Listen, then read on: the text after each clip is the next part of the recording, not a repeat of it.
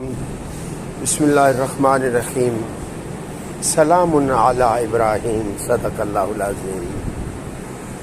کیونکہ ہم جن لمحات سے گزر رہے ہیں یہ عید الاضحیٰ کا دوسرا دن ہے، اور اللہ پاک نے اپنے پیارے خلیل سے اتنا پیار کیا کہ سورہ الصافات پارہ نمبر 23 کی آیت میں نے آپ کے سامنے تلاوت کی۔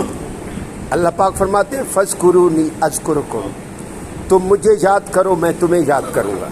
ایک ہوتی ہے یاد جس کا زبان سے تعلق ہے، یہ بڑی ایزیلی بندہ کر لیتا ہے، لیکن کئی لوگ اس سے بھی محروم ہیں کہ اللہ نے ہمیں زبان دی کیوں ہے، اللہ نے ہمیں انسان کیوں بنایا، پھر مختلف اعضاء کیوں دیے، اسپیشلی زبان کیوں دی۔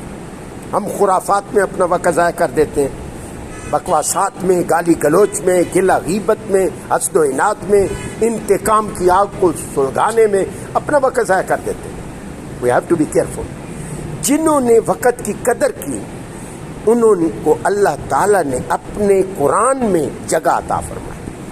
قرآن یہ اللہ کی محبت کا محور ہے جو قلب مصطفیٰ پہ نازل ہوا۔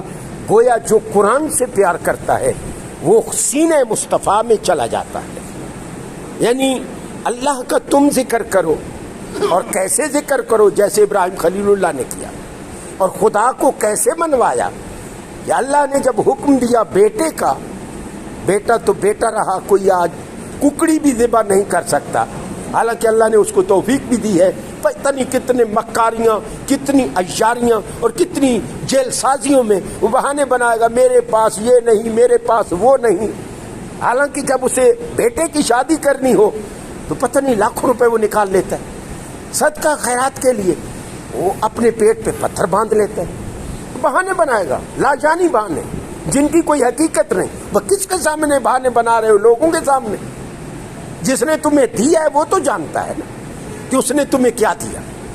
تو اس سے بڑا اور انعام کیا ہے کہ بندہ رب کو ایسے منائے کہ رب اس کا ذکر قرآن میں کرے۔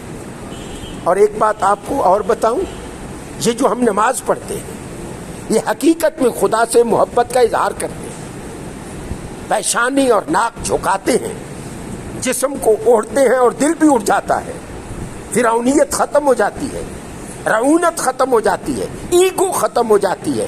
وہ جو بت ہے دماغ میں پٹھان ہونے کا، امیر ہونے کا، بڑا نسلی اور عصری ہونے کا، وہ ٹوٹ جاتا ہے۔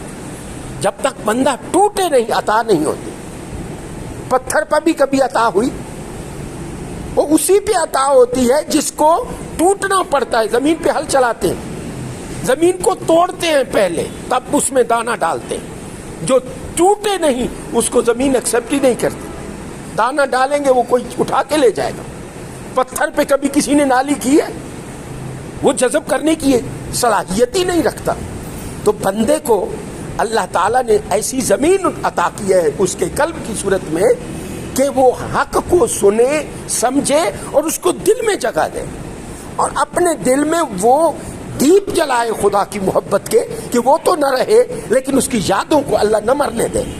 جیسے ابراہیم خلیل اللہ پر جب تک دنیا قرآن پڑھتی رہے گی، سلام علی ابراہیم، سلام ہو پیارے ابراہیم پر، ہم نے جو کہا اس نے وہ کیا، ہم نے بیٹا مانگا اس نے بیٹے کو لٹا دیا، ہم نے اسلم پیو پتر دونوں جو گئے، وَتَلَّهُ لِلْجَبِينِ، باپ کو بیٹے نے کہا ابو مجھے الٹا کر دے، اس نے الٹا کر دیا۔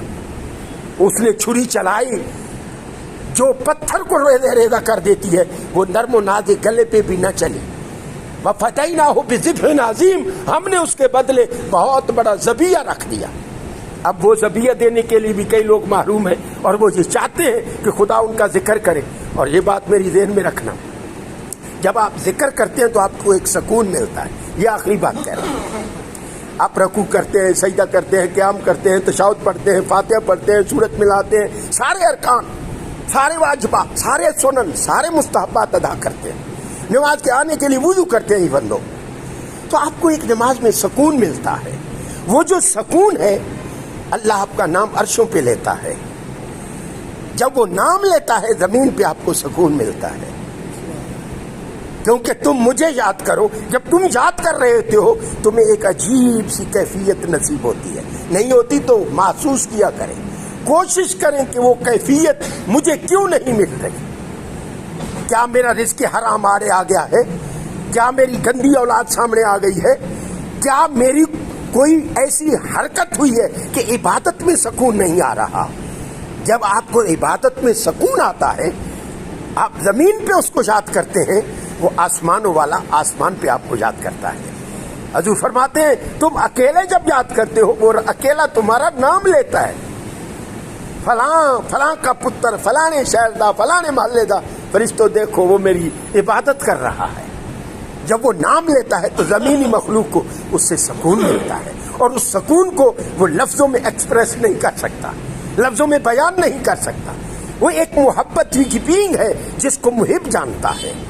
ہر بندے کا اپنے رب سے مخصوص تعلق ہے, وہ دوسرے کو نہیں بتا سکتا.